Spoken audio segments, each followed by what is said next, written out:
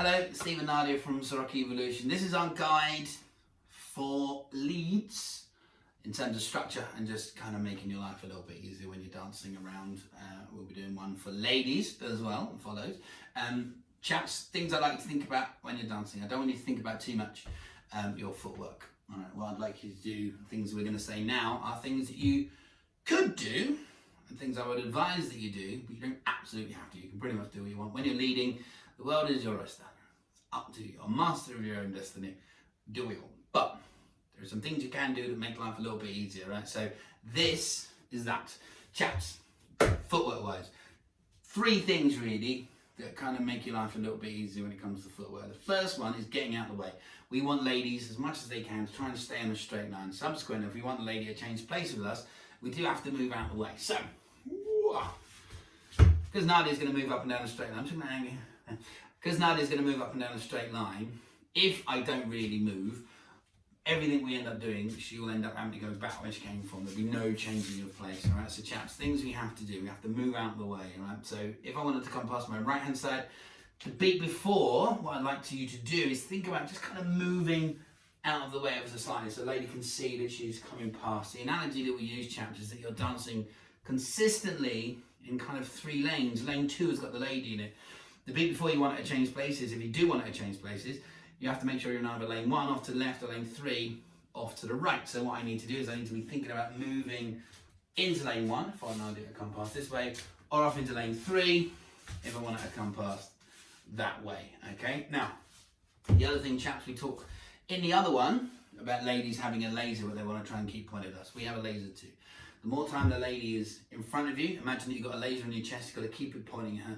The more time she's within that laser, the better. So as she tracks around, if you try and watch the lady by tracking her movement with your chest, one thing I say in my classes is like, you've got to try and keep your nipples pointed at your partner as much as you can. So as Nardiya's moving around, my nipples are following her around. And the act of doing that basically means I end up moving my feet about, all right? Because it's there to stop me from falling over. My right foot has moved because my chest is angled towards her there, all right?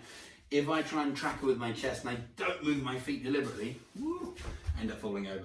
So chaps, as ladies moving around as much as you can, try and keep your nipples pointed at your partner. It just tends to sort your footwork out so much more naturally and smoothly. The next thing, fellas, I like you to think about, as far as moving your feet is concerned, is to try and keep up with the lady. There's a great unwritten rule of dance, and that is we have to accommodate as leads the follows movement. If she moves a long way, that's cool. We ask the ladies to do that as much as possible. Makes you look fabulous, ladies. But chaps, we have to accommodate that. We have to move with her.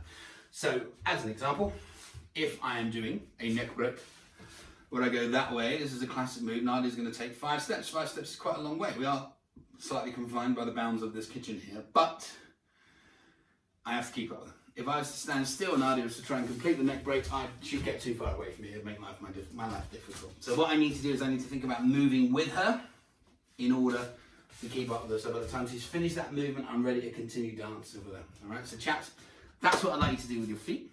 With all that in mind, there's some other things I'd like you to do as well. The way we let the ladies know what way she's turning, for example. All right, when you are leading through hands, so you've got lady's hand, you're turning with a hand, for example. Chaps, what we do basically, I show you from here, is use the lady's ears. Not really. What we do is we aim the hand towards whichever ear we want her to turn towards. So if I'm doing a spot turn, I want Nardiya to turn to her right. This is Nardiya's right ear. What I do is I aim my hand towards her right ear. That way she'll follow it and she'll turn. If I'm doing a return, I want to aim to her left ear. I aim my hand that way, and then again she follows it and she turns. Conversely, chaps, you've got to make sure that your hand is quite close to the top of the lady's head whenever she's turning. The aim is try and keep the lady's shoulders level. Right? It makes her turning a lot easier. So if her arm's bent, that's good. Best way to keep it bent is try and keep your hand quite close to the top of the lady's head, like that, so she goes underneath it. And as you can see then, her shoulders will be level, her arm will be bent, and everything will be nice. If I raise it too high, it then makes her life very difficult. It's difficult for her to turn, and after 3 or 4 minutes of a song of you doing that, she will not like you very much. Last thing, chaps, from that point of view, in hands and things, there's a new rule in Ceroc, and that is if you put your thumb on the lady's hand, she's allowed to punch you square in the face. So try not to. Reason is you're effectively clamping the lady's hands to yours, and any kind of turning stops the lady's wrist, elbow, and shoulder rotating, and it's makes it very painful. All right, so try not to.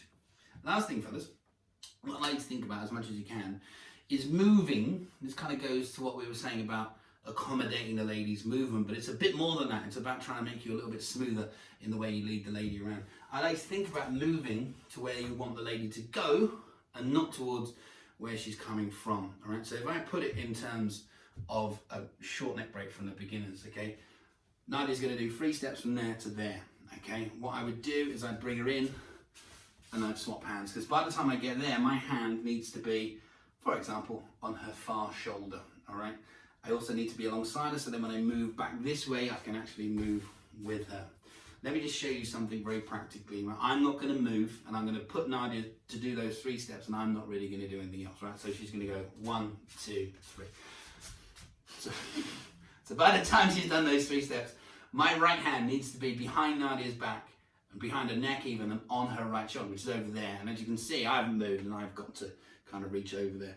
The traditional thing in Ceroc is for you to both step in, all right? Now, if I was to both step in, at this point, I would go to there. Now, I'm going to show you again where Nardiya goes after 3 steps.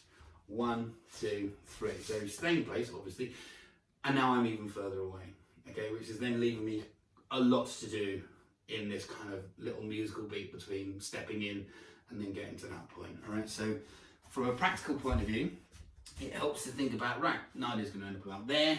Rather than going away from where she's going to end up, I'm going to go towards where she's going to end up. So that means that it looks like I've got a lot more time to do stuff when I'm dancing, rather than having to go that way in order to then go back in the other direction, because it makes her life more difficult too. The other advantage of doing that is that when I lead her around, I'm no longer just leading with my arm. If I move in that direction, I will bring Nardiya with me, like so. Conversely, when I go that way, I'll move and she'll move, and all I have to do is stop and she'll carry on. If I do the thing where I was doing before and I was going that way, in order to lead her, I have to use my arm to pull her, and that's where you get that kind of Yankee sort of sensation when you're moving yourself around. So fellas, think about, don't have to move far, you just have to gesture in that direction, because another important thing for you to know is that ladies are more than capable of, once they are moving, to keep moving until you basically act upon them to stop. I don't need to drag Nardiya from there to there. So once I start to move, I've instigated that movement, she'll do the rest for me, and all I'm doing is turning her out. When I move that way, all I do is move that way, and then I stop, because Nardiya will carry on. And it will make my dance experience, or her dance experience more importantly, a smoother one, rather than feeling like she's being yanked around quite so much. I hope you found that useful. You can put that to act in all of your dance moves. We'll see you again soon.